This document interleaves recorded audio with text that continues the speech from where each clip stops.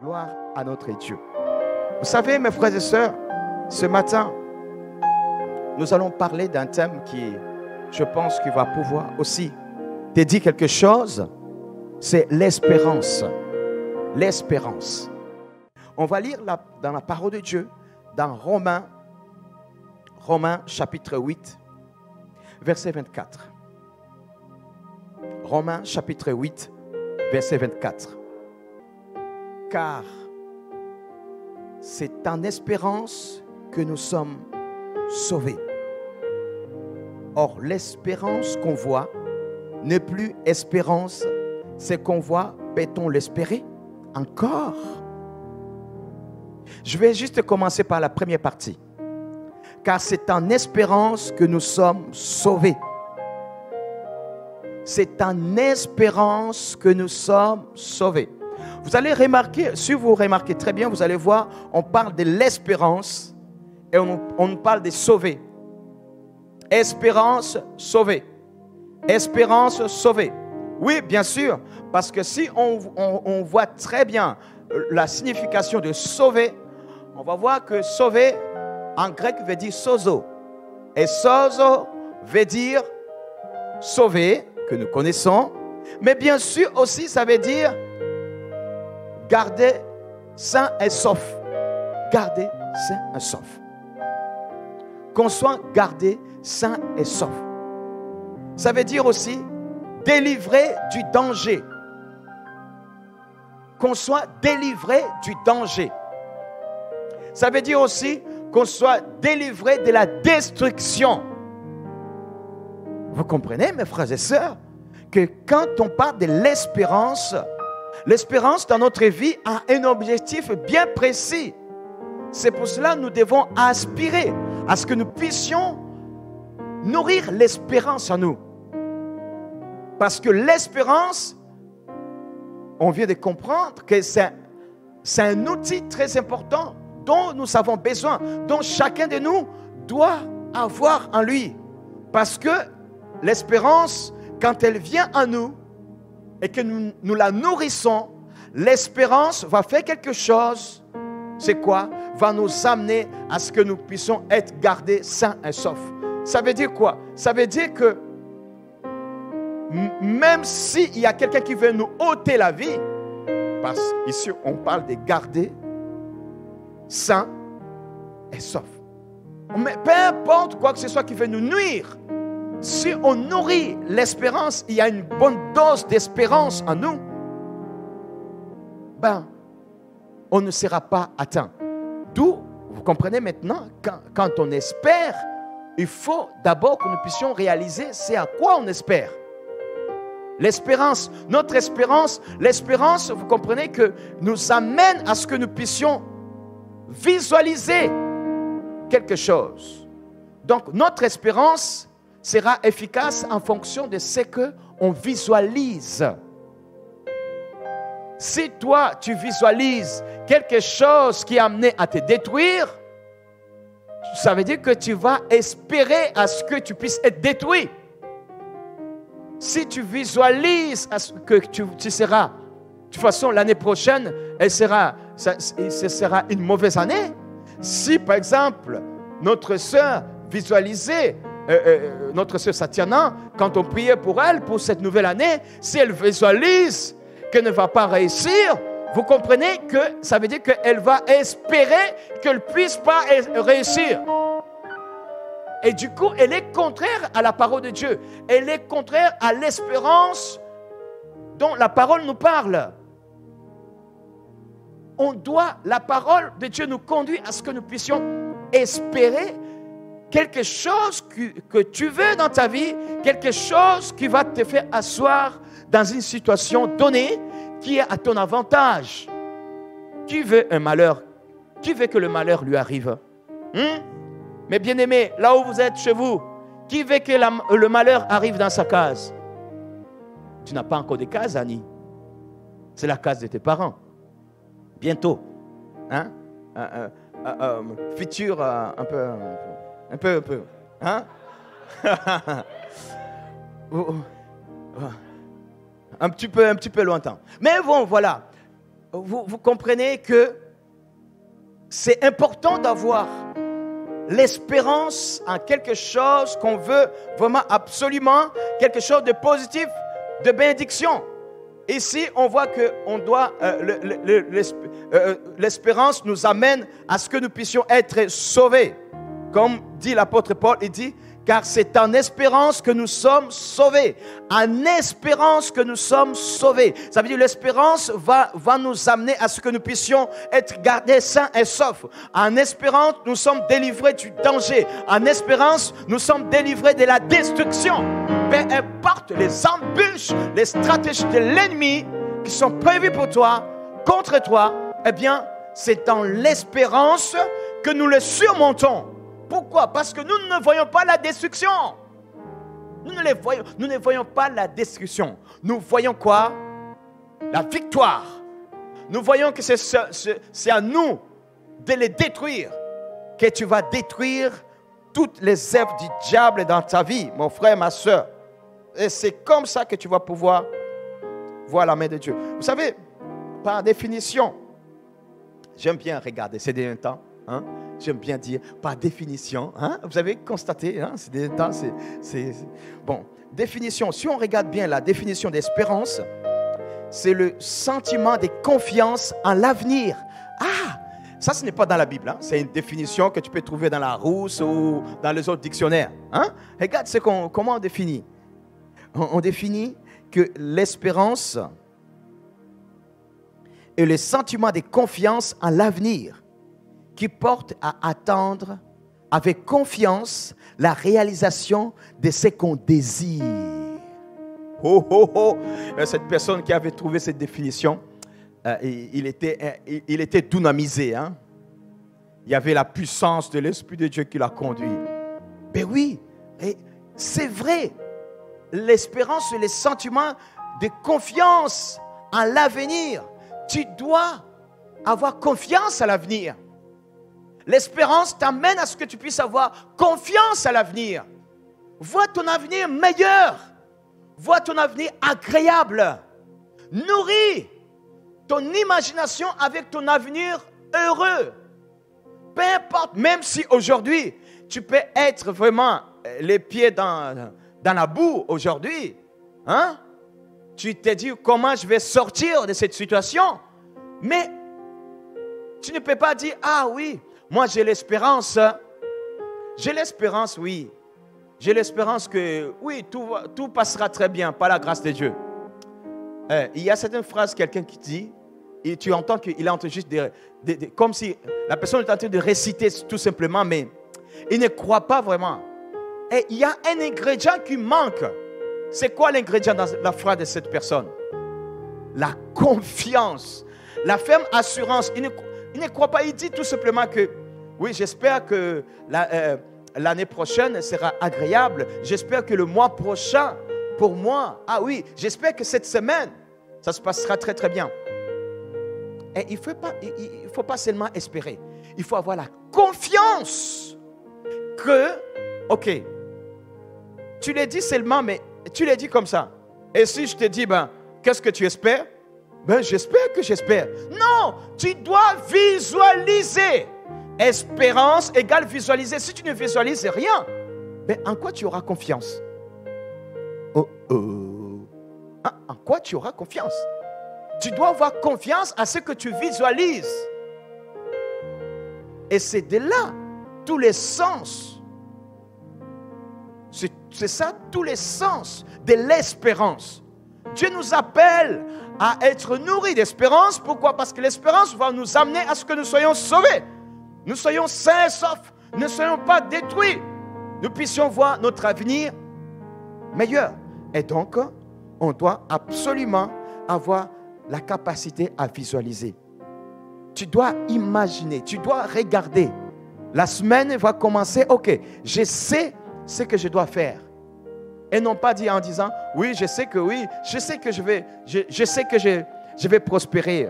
Oui, je sais que je vais prospérer. Mais, ok, tu dis seulement. Ça, souvent, pour nous les chrétiens, des fois, on dit des choses, on pense qu'à force de réciter seulement, avec nos lèvres, que les choses vont s'accomplir. Non. il y a des prérequis à l'intérieur de nous. C'est quoi? Visualise. Quand il dit, j'espère que, je sais que je veux aller mieux, ça veut dire qu'il y a déjà quelque chose que tu as en tête, que tu as de voir. Et c'est ça que tu as de dire, ça va marcher. Ça, j'ai confiance que ça va réussir. J'ai confiance. Oui, quand tu dis, oui, mon entreprise va prospérer, je sais que là, sur le déconfinement, mon entreprise va prospérer. Mais tu n'as aucun plan, rien du tout. Il n'y a rien, tu ne penses à rien. Tu es là, tu dors, tu dis, bon voilà, demain, ok, je vais aller travailler, j'attends. Mais non, tu n'as aucun plan, aucun rien, tu n'as rien du tout. Mais alors, tu as confiance en quoi? Au néant. Ne sois pas étonné que tu puisses voir, mais même si tu as confessé, j'espère, espérance, oui, en Jésus-Christ, j'espère. Mais tu as d'espérer dans le vent, dans le néant. Mais tu vas récolter le néant. On récolte ce qu'on a sémé. On est bien d'accord? Il faut s'aimer des bonnes choses. Qu'est-ce que tu veux s'aimer? Tu veux semer la réussite? Ok. À partir d'où la réussite va venir? Il faut s'aimer. Une sémence, elle est amenée à porter des fruits. Donc, qu'est-ce que tu vas s'aimer pour que tu puisses espérer que la semaine prochaine, ça ira mieux? Qu'est-ce que tu veux? Tu as déjà visualisé en disant, l'année prochaine, je vais faire ça. Quel projet que tu as pour voir que dans ta maison, il va avoir un changement? Dieu ne te demande pas beaucoup. Il te demande juste que tu puisses visualiser, mettre ta confiance en que Dieu va t'accompagner à partir d'un point donné. C'est pour cela, vous voyez, des fois, j'ai dit aux enfants de Dieu, tu vas dire, oui, je vais être utilisé, je vais être dans ma destinée pour servir Dieu. Ok, la première chose, tu veux servir Dieu, tu veux vraiment prospérer, pose-toi dans une église bien donnée. Tu poses tes valises. Tu es à l'église Colonne de Feu, pose tes valises. Et c'est en ce moment-là, tu peux espérer déjà en disant, oui, je vais être conduit quelque part dans le service envers Dieu. Pourquoi? Parce que je vais apprendre à développer ce service envers Dieu. Je vais apprendre ce service envers Dieu parce que ce service envers Dieu, du bas vers le haut, qui va permettre, qui va déterminer mon service pour Dieu autour d'autres personnes. Vous comprenez? L'espérance. Par définition, il est dit aussi que l'espérance est un sentiment qui porte, un sentiment de confiance à l'avenir, qui porte à attendre avec confiance la réalisation de ce qu'on désire. L'espoir, vivre dans l'espérance d'un bel avenir. Oui, bel avenir, c'est important. Moi, je trouve que c'est très, très important. C'est vraiment biblique, c'est ça. Parce que, pourquoi? Parce qu'il faut voir notre avenir meilleur. Parce que Dieu a prévu que nous puissions avoir un avenir meilleur. N'écoute jamais celui qui va te dire que Dieu a prévu que tu puisses avoir un avenir de misérable, de misère, de tristesse. Non, non, non, non. Dieu veut que tu puisses avoir un avenir joyeux. Joyeux, joyeux. Si tu as un avenir de tristesse, examine-toi. Est-ce que vraiment tu évolues bien dans la manière à pouvoir comprendre la parole de Dieu? Nourris-toi de la joie. La Bible dit, la joie du Seigneur est notre force. Déjà, nourris-toi de cette joie. On continue dans Romains chapitre 8, verset 24, qui dit, car c'est en espérance que nous sommes sauvés. Sozo. Nous sommes sauvés de toutes sortes de destructions. L'apôtre continue en disant, or, l'espérance qu'on voit n'est plus espérance. Ce qu'on voit, peut-on l'espérer encore? Oui. L'espérance, beaucoup de gens sont champions à dire, oui, merci, merci, oui, oui, j'espérais vraiment que je vais avoir ça. Je l'espérais vraiment. Et au moment où il a déjà la chose, hein, il a déjà reçu, là, que je vais la voir. Tu es sûr que tu espérais vraiment? Pourquoi tu nous le dis maintenant, ça, aujourd'hui? Pourquoi tu ne l'avais pas dit avant? C'est parce qu'avant, tu avais des doutes. Admets-le, tout simplement. Mais maintenant, Dieu qui est un Dieu d'amour, il a dit, bon, écoute, il demande tellement mal, bon, il en a besoin, je donne. Mais maintenant, quand tu l'as, tu dis, oui, j'espérais vraiment. Oh, sois honnête. Hein? Si tu espérais vraiment, si tu avais, ça veut dire, espérance, ça veut dire avoir la confiance que ça se fera. Alors, et si tu avais la confiance que tu vas l'avoir, si tu avais la confiance que tu vas avoir ton travail, ben, tu nous l'aurais dit avec ferme assurance pour nous impacter aussi, en disant, je sais, je vais avoir mon travail, là, bientôt, vous allez voir. Préparez-vous. Pasteur, c'est comment? Est-ce qu'on peut donner? Il faut donner les prémices, la dîme. Parce que là, bientôt, là, je trouve mon travail. Et une femme assurance, tu nous l'as dit, ouais. Là, maintenant, on dit, hein? Qui ose? Qui est le premier à oser? Ça veut dire, tu doutes. Et qui est ennemi de l'espérance? Le doute. Vous avez compris, le copain de l'espérance, c'est qui? C'est la foi. C'est la foi. Ça veut dire que tu n'as pas foi en cela. Qu'est-ce qu'il dit? Hébreux 11. Or, la foi est une ferme assurance des choses qu'on espère. Eh oui. Ben, il faut avoir la foi. Espérer veut dire, j'ai la foi. Je n'ai pas de doute. Je sais que je vais me marier. Je savais qu'elle viendra. Je savais vraiment. Je savais qu'elle sera là. Mais pourquoi tu ne nous avais pas dit que ta femme, la femme de ta vie arrive avant? Mais maintenant qu'elle est là maintenant, elle t'a déjà dit oui. Pourquoi tu ne l'as pas dit avant que tu te rapproches d'elle pour savoir si elle va dire oui? Tu ne l'as pas dit avant. Pourquoi? Parce que tu doutes. Tu dis, oh, la honte, si j'ose le dire. Oh, et qu'elle dise non. Oh, la honte de ma vie. La honte, tais-toi.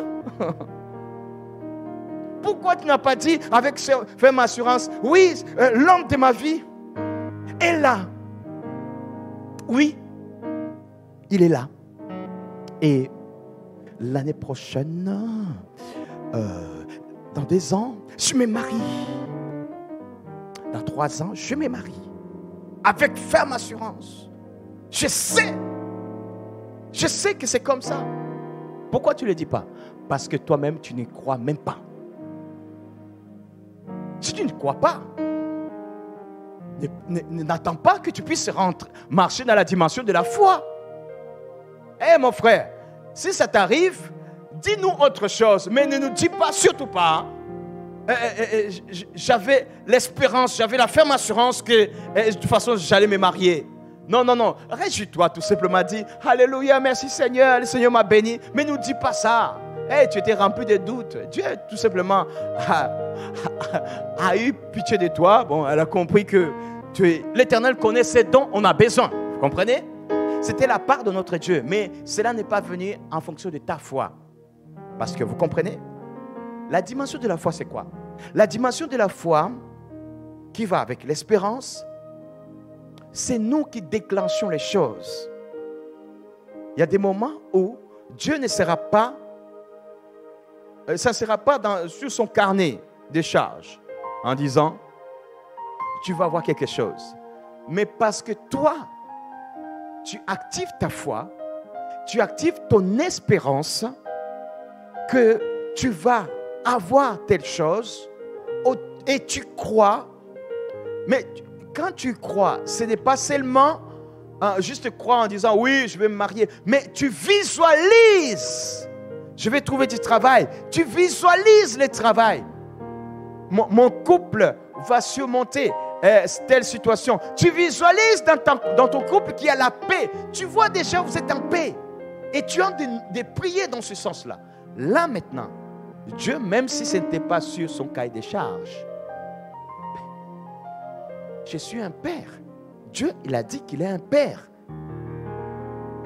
Et son fils ne peut pas lui demander du pain et lui dire, tiens, hein, tu as demandé du pain, tiens, hein, un galet, tiens, tu vas croquer un peu. Non, non, non, il n'est pas un père comme celui-là. Maintenant, comme tu as demandé, il va pouvoir te donner. Et tu vas voir, oui, yes, je savais. Là maintenant, tu peux dire, oui, je savais. Oh, j'avais la ferme assurance que j'allais retrouver mon travail. J'espérais, j'avais la foi. Oui, je savais qu'il va me donner. Pourquoi? Parce que j'ai demandé, j'ai visualisé quoi? La réussite. J'ai visualisé que ma vie va changer, va être meilleure. Pourquoi? Parce que ça ne m'appartient pas. Un avenir meilleur, agréable, que Dieu a prévu pour toi et moi. Il n'y a pas un avenir d'échec. Pourquoi tu restes centré sur l'échec? Même si tu as connu un jour l'échec dans ton entreprise. D'ailleurs, demain, parmi les liens l'Esprit de Dieu m'a montré, on va rentrer aussi dans ce domaine-là, sur le domaine professionnel. Mais pourquoi tu regardes, même si tu as eu des échecs dans le passé, sur le plan professionnel, pourquoi tu vois que trouble? Non! Mets ta foi, juste visualise ce que tu veux, réellement. Vous savez, il y a des moments, moi je me dis, je me mets à part, je visualise. Vous savez, avant de commencer l'église, ici à La Réunion, on habitait à l'étang Saint-Paul. Et à un moment donné, je dis, Seigneur, tu veux vraiment que nous puissions commencer? Ça y est, on est là, on est de retour ici maintenant. Oui, tu veux que nous puissions commencer l'œuvre? Et je me suis mis à part. À un moment donné, j'ai dit, Seigneur. Et j'ai commencé à rester. J'étais dans la pièce et je commençais à prier. Seigneur, j'ai cherché ce que je vais visualiser. Un seul coup, comme j'avais le désir de visualiser, garde bien dans ta tête ça, désir. Comme j'avais le désir de visualiser, et j'ai commencé à visualiser, j'ai vu une foule, une grande foule. Et là, à ce moment-là, j'ai commencé à visualiser beaucoup de gens, beaucoup de personnes. À côté, il y avait que Pasteur Sylvie. Hein? Et moi, j'étais là en train de prier. Et vous savez quoi? Comme je m'étais mis dans la présence de Dieu et j'ai commencé à visualiser, je sais comment tu pouvais. Et je vous donne un exemple. Hein? Mettez-vous à ma place. Hein? Vous êtes là, on vous dit, vous partez en Norvège. C'est bon? Vous allez en Norvège. Bon, je ne vais pas aller très loin. Luxembourg. Hein? Tu vas en Luxembourg. Tu vas là-bas. Toi, hein? Réunionnais. Hein? Tu as toujours vécu ici. Et tu vois là-bas. Et tu dis aux gens, vous savez, je viens commencer l'œuvre de Dieu ici. Et il y aura beaucoup de Luxembourgeois qui vont venir, qui seront autour de moi et qui vont suivre ce que Dieu va mettre dans mon cœur pour les enseigner. Et il n'y a même pas un Luxembourgeois, hein? Un seul. Et toi-même, tu ne sais même pas quoi. Tu es en train d'apprendre le Luxembourg, ou comment ça se trouve, comment est la taille. C'est vraiment un tout petit pays. Mais comment est la vie des gens là-bas? Comment tu peux dire avec ferme assurance en disant, Hey, si on t'amène là-bas, Betty, tu vas trembler comme ça, je te dis. Tu vas dire, waouh, tous ces gens-là, par où je vais commencer? Par où je vais commencer? Seigneur, ça y est, je suis là. J'ai accepté par la foi. Mais, ce qui va t'aider à ce que tu ne puisses pas désespérer, pour que tu puisses nourrir l'espérance en toi, tu auras besoin, je te dis, Betty, je te dis, tu auras besoin de visualiser. Visualise. Tu auras besoin de regarder. Tu puisses voir. Moi, quand j'avais vu, je m'étais dit, je vais commencer à visualiser. Et ça, j'ai vu la foule. Et je vous assure, là maintenant, je vous assure, j'ai vu comme une télé en noir-blanc devant moi. Et le Seigneur a commencé à me montrer l'histoire de là où j'habitais. Je ne savais même pas. Le Seigneur a commencé à me montrer comment était le front de mer de Saint-Paul. Dans les années, je ne sais pas combien, c'était une télé en noir-blanc. Les images étaient en noir-blanc. Tu voyais les gens qui étaient juste pas loin de là où j'étais en fait. Il y avait des petites cases en paille et tout ça, autour de l'étang. Je ne connaissais pas l'histoire de la Réunion. Et j'ai entendu une voix qui me dit, de la même façon que la vie a commencé sur cette île, c'est de la même que l'œuvre va commencer et va s'étendre partout sur cette île. Est-ce qu'on peut acclamer le Seigneur? Oh! Wow, wow, wow, wow, wow, wow, wow, wow. Comment je pouvais savoir que c'est là où on habitait, pourquoi on n'avait pas trouvé? C'était une location, vous comprenez? Parce que notre maison n'était pas encore libérée. C'était une location. On pouvait trouver ailleurs. Hein? On pouvait trouver Saint-Géléo. Peut-être. Ou bien Bois-de-Neuf, ou bien quelque part. Ou bien la Possession. Mais on a trouvé à côté l'étang Saint-Paul. Et de l'autre côté, il y avait les embarcations de tous ceux qui sont arrivés pour la première fois pour s'aimer la vie ici à l'île de la Réunion. J'ai vu ça avant qu'on puisse me l'expliquer maintenant. Parce qu'après maintenant, j'ai commencé à demander, mais qu'est-ce qui s'est passé? C'est quoi l'histoire? Et j'ai commencé à regarder. Et là maintenant, j'ai compris et j'ai vu certaines images que j'avais vues de moi-même dans la vision. Je n'étais pas endormi, j'étais bien comme toi et moi, en train de prier avec mes yeux. Vous voyez? Espère, l'espérance. Continuons encore au verset 25. Verset 24 d'abord. Or, l'espérance qu'on voit n'est plus espérance. Ce qu'on voit, peut-on l'espérer encore? On ne peut pas l'espérer parce que c'est déjà là. Verset 25, l'apôtre nous dit, ne voyons pas, mais si nous espérons ce que nous ne voyons pas, nous l'attendons avec persévérance.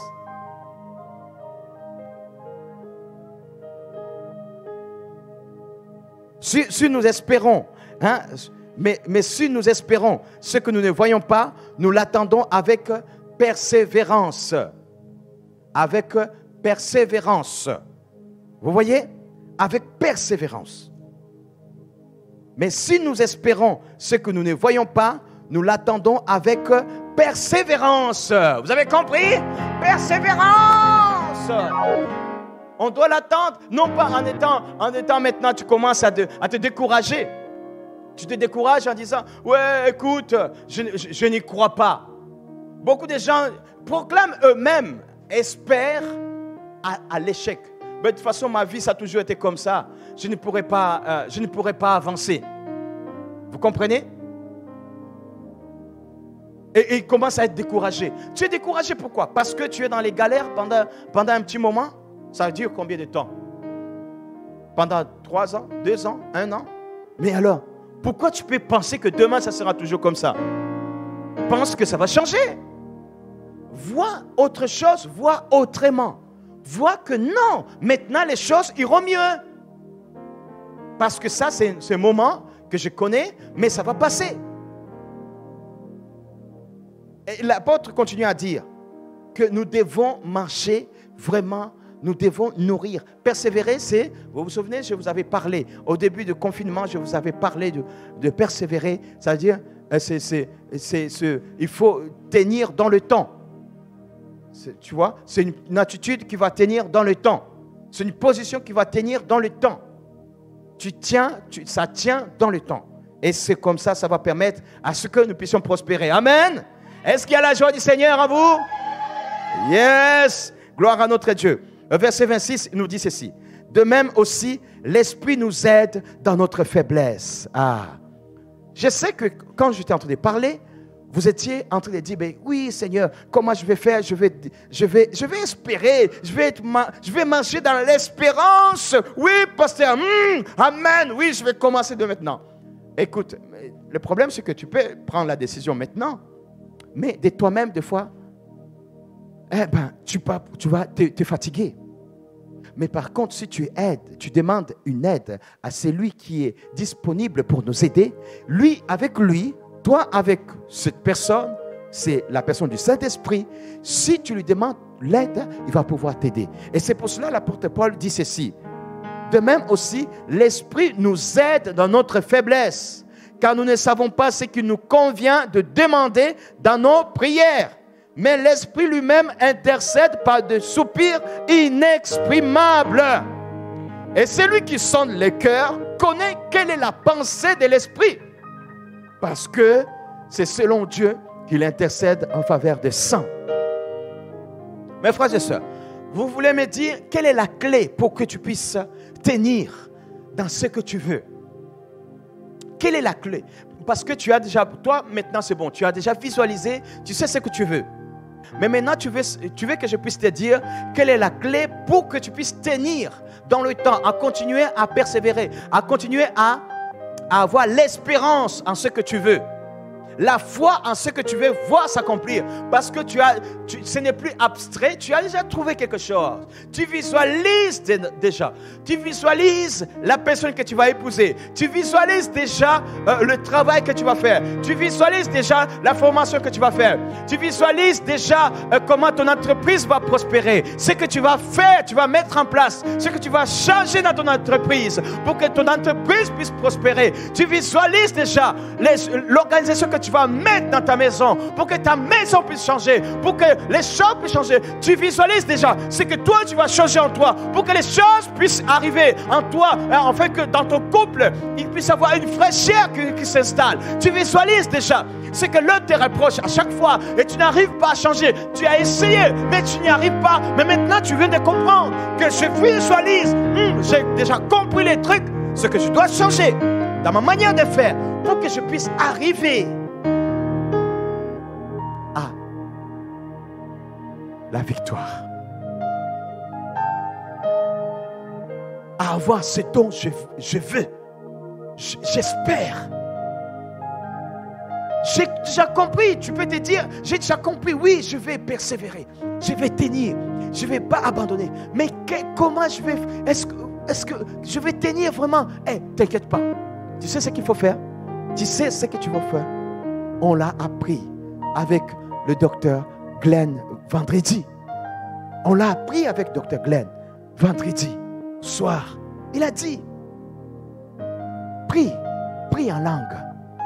Prie en langue.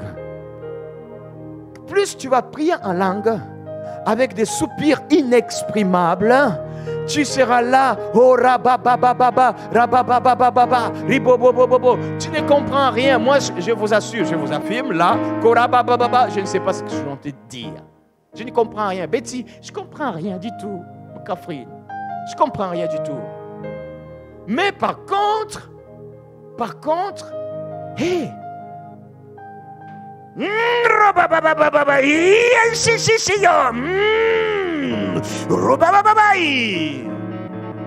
je comprends rien du tout. La Bible dit, l'Esprit lui-même intercède par des soupirs inexprimables. Tu peux répéter ce que je viens de faire là? Est-ce que tu peux reprendre, imiter ce son que je viens de faire ici? Hein? Non. Betty, je sais que tu m'imites beaucoup là. Je sais que tu m'imites. Alors,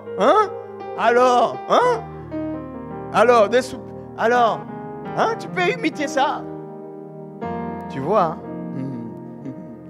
soupir inexprimable. Oh, tu ne peux pas imiter ça parce que c'est inexprimable. tu essayes, mais voilà. Et aussi, mais tu pries en langue. Dans l'esprit, ça veut dire quelque chose. Ça veut dire quelque chose. Ça veut dire j'ai déjà visualisé, Père. J'ai déjà visualisé, Père.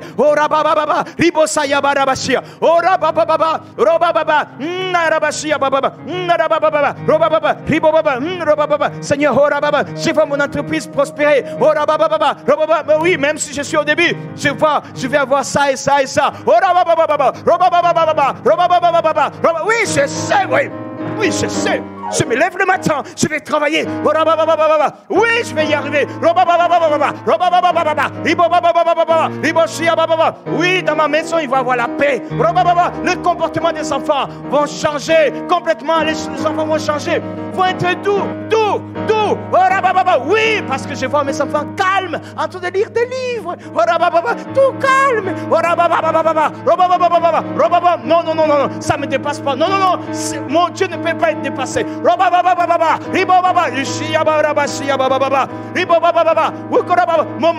mari est toujours là, un coureur de jupons. Il va là-bas, il revient. Dès qu'on sort ensemble, il regarde les postérieurs d'autres demoiselles, des dames. Oh, ça m'énerve. Qu'il puisse changer de ça, mon Seigneur. Qu'il puisse changer. Fais tout simplement. Tu visualises ton mari maintenant, quand il marche à côté de toi, il te regarde toi, il regarde devant, il marche. Que devant, oui. Vas-y, prie en langue. Et ton Père qui est dans les cieux, ce Père-là, il entend. Parce que tu as de visualiser. Tu visualises, tu regardes. Tu as l'espérance à ce que tu as de voir. Tu sais que ça va s'accomplir. Tu sais.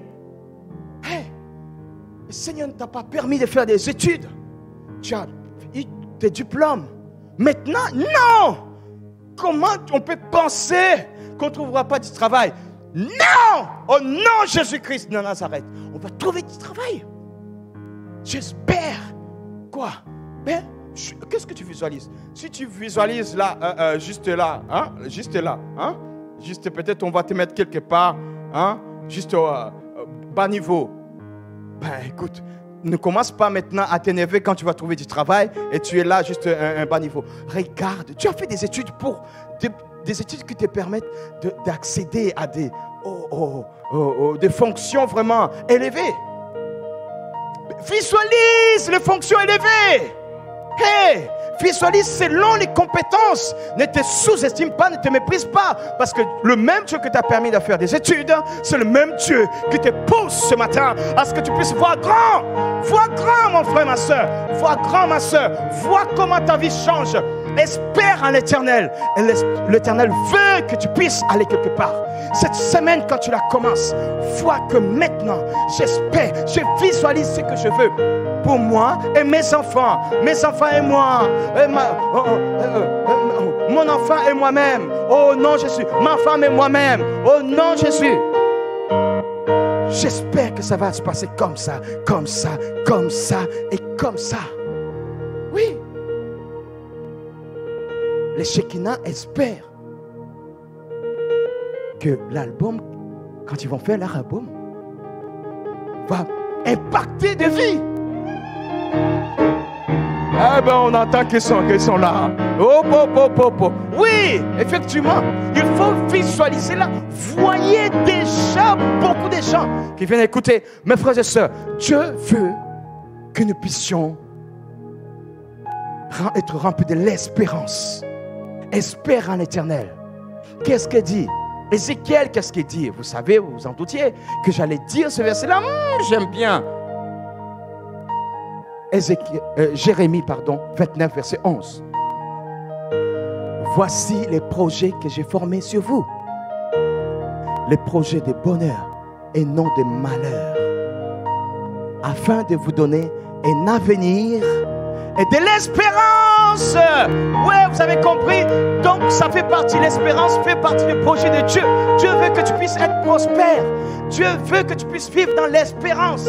Ça fait partie des projets de Dieu avant même que tu te sois tissé dans le ventre de ta mère. Ça fait partie des projets que Dieu avait fait. Que tu puisses nourrir l'espérance. Que tu puisses marcher dans l'espérance. À chaque fois, tu te lèves le matin, tu espères que la journée se passera très bien. Tu te lèves le matin, tu sais que tu vas finir la journée. Tu n'auras pas à attraper aucune maladie quelconque. Oui, c'est ça, l'espérance en Dieu. Le Dieu tout-puissant. Et c'est ça ce que Dieu nous demande à voir ce matin. Visualise. Visualise. Visualise.